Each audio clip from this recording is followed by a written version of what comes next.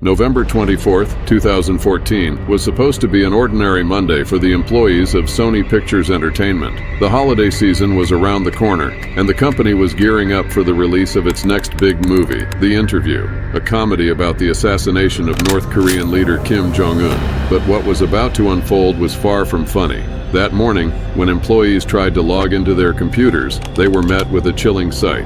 Their screens were taken over by a red skull with glowing eyes, accompanied by a stark message, "Hacked by number GOP." This was no prank. The Guardians of Peace, as they called themselves, had infiltrated Sony's entire computer network, and they weren't just there to cause a nuisance. They were there to destroy. The North Korean government is responsible for the cyber attack on Sony. U.S. corporations as well as government agencies get hacked every day. It's Sony, and the hits just keep on coming. Mega data hack on Sony, which made the movie. Hello, North Korea! You want to go kill Kim Jong-un? Totally. In the days leading up to the attack, there had been whispers of something brewing. Some employees noticed strange activities on the network, sluggish performance, odd files appearing and disappearing. But these were dismissed as technical glitches. No one suspected that a full-scale cyber attack was underway, orchestrated by a group with a grudge and the skills to back it up. The first sign that this was more than a typical hack was the sheer scale of the data stolen. The hackers had gained access to a trove of confidential information, unreleased movies, employee personal data, sensitive emails, and financial records. It was clear that they had been inside Sony's systems for months, moving silently, gathering information, and waiting for the right moment to strike. The leak began almost immediately. On November 27th, just 3 days after the initial attack, the first batch of stolen data was released online. It included 5 unreleased Sony films, including Annie and Fury, both of which were expected to be major hits. Within hours, these films were being downloaded illegally by thousands of people around the world. Sony's revenue stream from these movies was instantly compromised. But the hackers weren't done. They began releasing batches of emails, starting with some of the most sensitive and potentially damaging communications within the company. These emails revealed candid and often unflattering comments about Hollywood stars, deals that hadn't been finalized, and internal power struggles.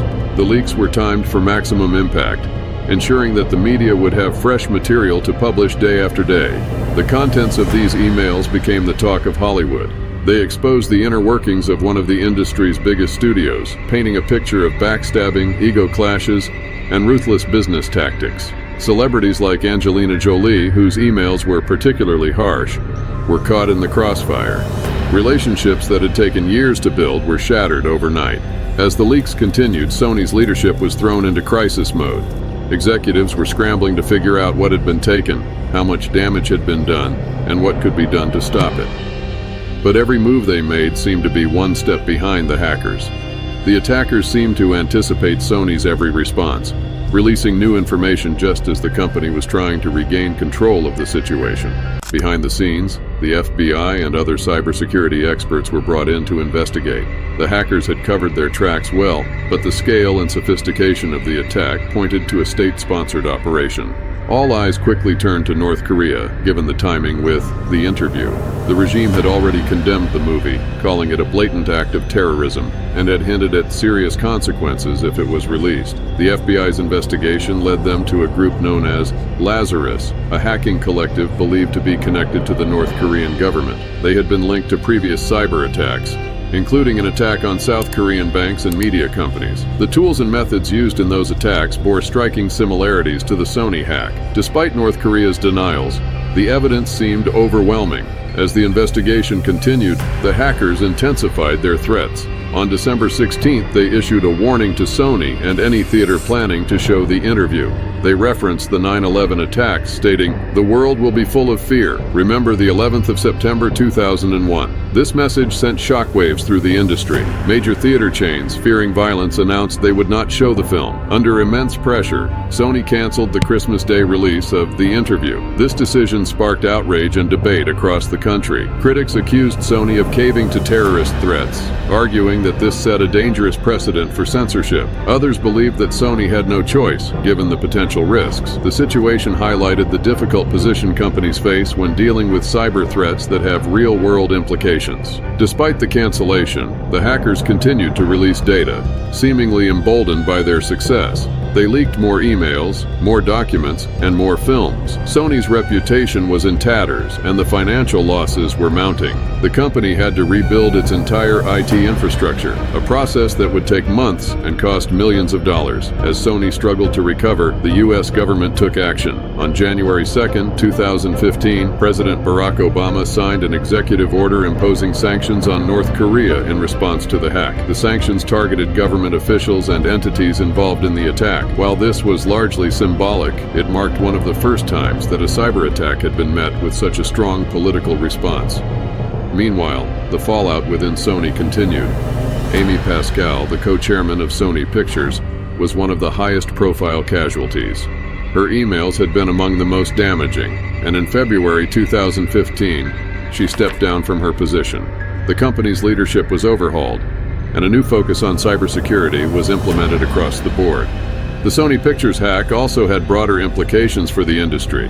Other studios and companies began to take cybersecurity much more seriously, investing in stronger defenses and preparing for the possibility of a similar attack.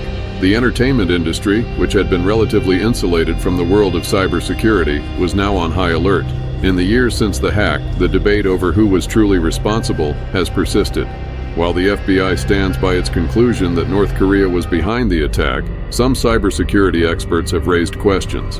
They point to the possibility that the hack was carried out by a disgruntled insider, possibly in collaboration with external hackers. The full truth may never be known. What is clear, however, is that the Sony Pictures hack was a turning point in the world of cybersecurity. It showed that even the most powerful companies could be brought to their knees by a determined group of hackers. It exposed the vulnerabilities in our digital world and the devastating consequences of those vulnerabilities being exploited. The legacy of the Sony hack lives on in the lessons learned and the changes made in its aftermath. Companies around the world have been forced to rethink how they protect their data and how they respond to cyber threats. The hack was a wake-up call, one that continues to resonate in an increasingly connected and digital world. And for Sony, the scars of that attack are still visible. The company has moved on, but the memory of those chaotic weeks in late 2014 remains a reminder of just how fragile our digital lives can be.